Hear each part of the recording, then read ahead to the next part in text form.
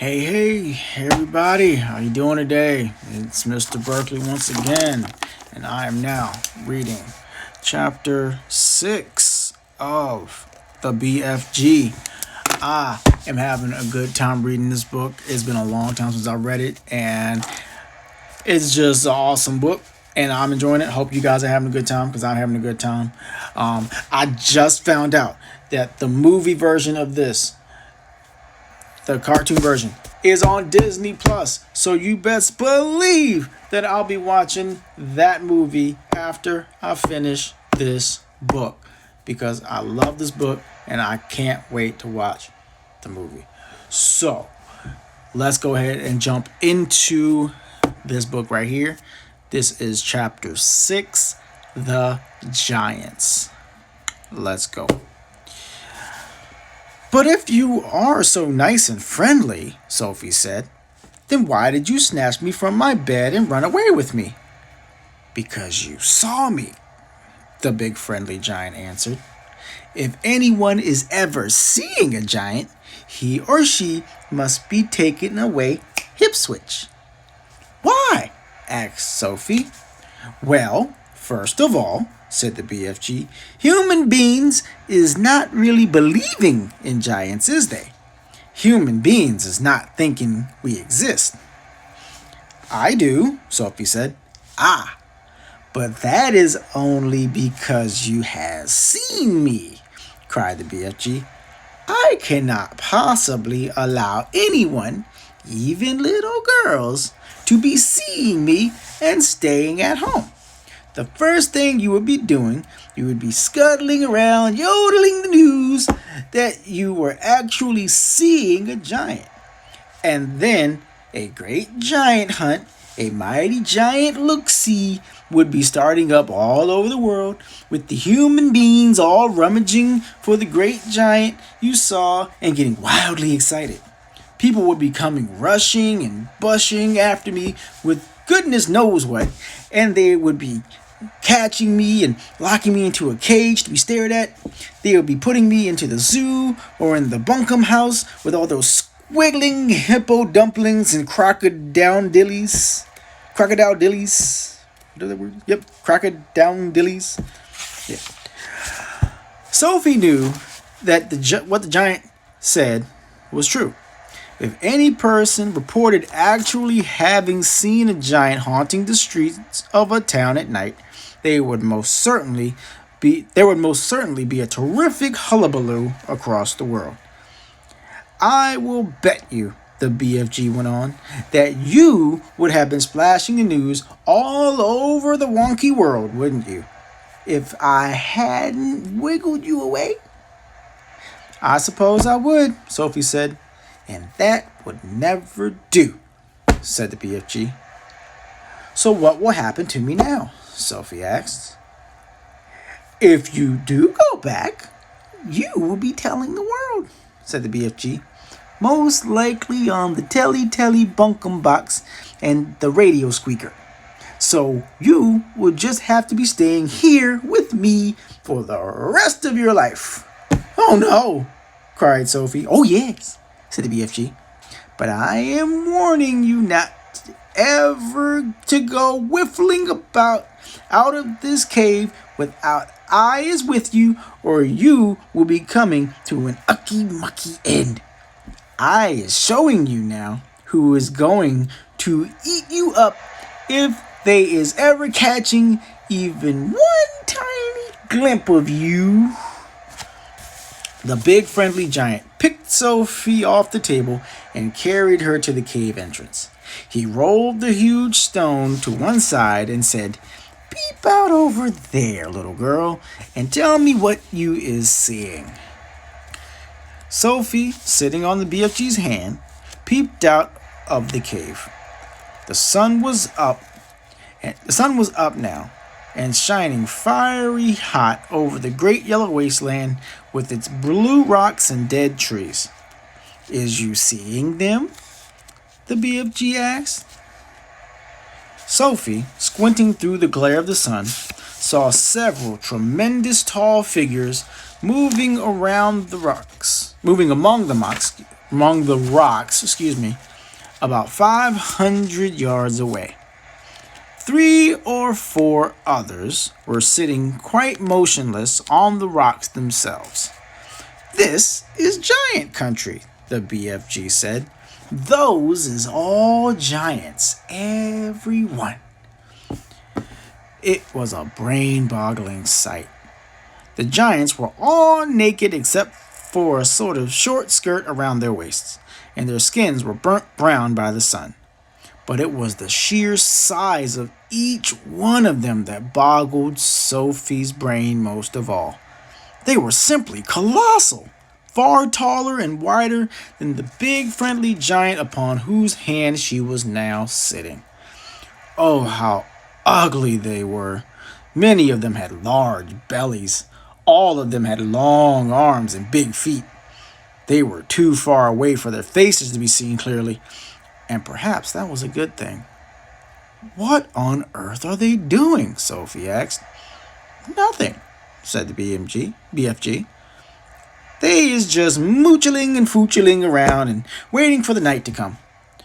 Then they will all be galloping off. I know how to say that word. It's galloping. Then they will all be galloping off to places where people is living to find their suppers." "You mean to Turkey," Sophie said. "Bone-crunching giant will be galloping off. I know how to say that word. It's just there's so many weird words in this book, but I got this. Okay. Bone-crunching giant will be galloping off to Turkey, of course," said the BFG. "But the others will be whiffling off to all sorts of flung-away places like Wellington for the booty flavor and Panama for the hattie taste. Every giant is having his own favorite hunting ground." "Do they ever go to England?"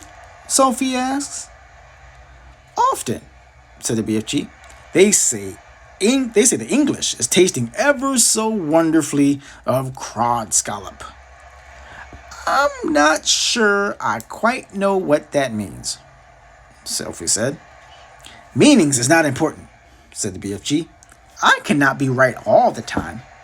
Quite often I is left instead of right." "And are all those beastly giants over there really going off again tonight to eat people?" Sophie asked. "All of them is guzzling human beings every night," the BFG answered. "All of them except me. That is why you will be coming to an ucky-mucky end if any of them should ever be getting their gogglers upon you.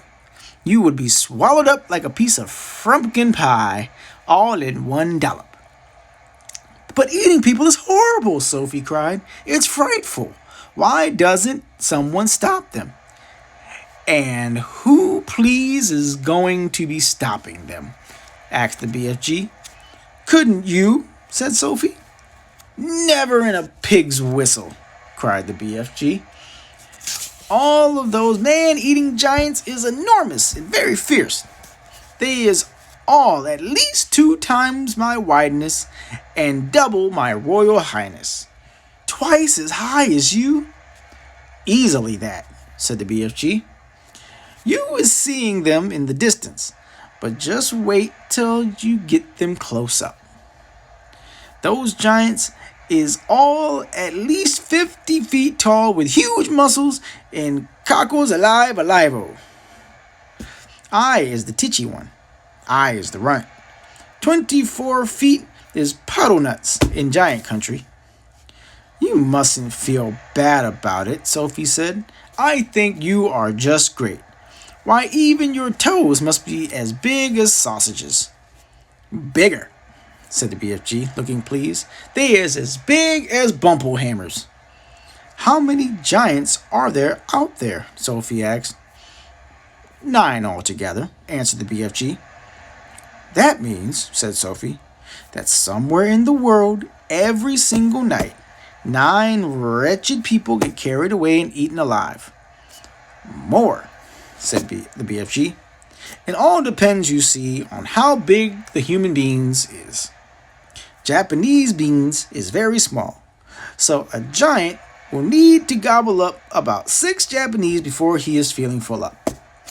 Others, like the Norway people and the Yankee Doodles, is ever so much bigger, and usually two or three of those make a good tuck-in. But do these disgusting giants go to every single country in the world? Sophie asked. All countries excepting Greece is getting visited at some time or another, the BFG answered. The country which a giant visits is depending on how he is feeling. If it is very warm weather and a giant is feeling as hot as a sizzle pan, he will probably go galloping far up to the Frisbee North to get himself an Eskimo or two to cool him down. A nice fat Eskimo to a giant is like a lovely ice cream lolly to you. I'll take your word for it, Sophie said. And then again, if it's a frotzy night and the giant is fridging with cold, he will probably point his nose toward the sweltering hotlands to guzzle a few Hottentots to warm him up. How perfectly horrible, Sophie said. Nothing hots a cold giant like a hot Hottentot, the BFG said. And if you were to put me down on the ground and I was to walk out among them now, Sophie said, would they really eat me up? Like a whiff swiddle, cried the BFG. And what is more, you is so small, they wouldn't even have to chew you. The first one to be seeing you would pick you up in his fingers, and down you'd go like a drop of drain water. Let's go back inside, Sophie said. I hate even watching them. Alright, so that is the end of chapter 6, by the grace of God.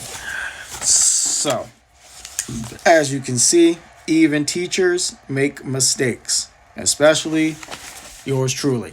I make a lot of them on a frequent basis. When there's a lot of alliteration involved, meaning words that begin with the same letter and the words even sound the same or things like that, yeah, that's where Mr. Berkeley kind of goes, and his lips just kind of go flying. His brain goes faster than his lips do. So yeah, it bees like that sometimes.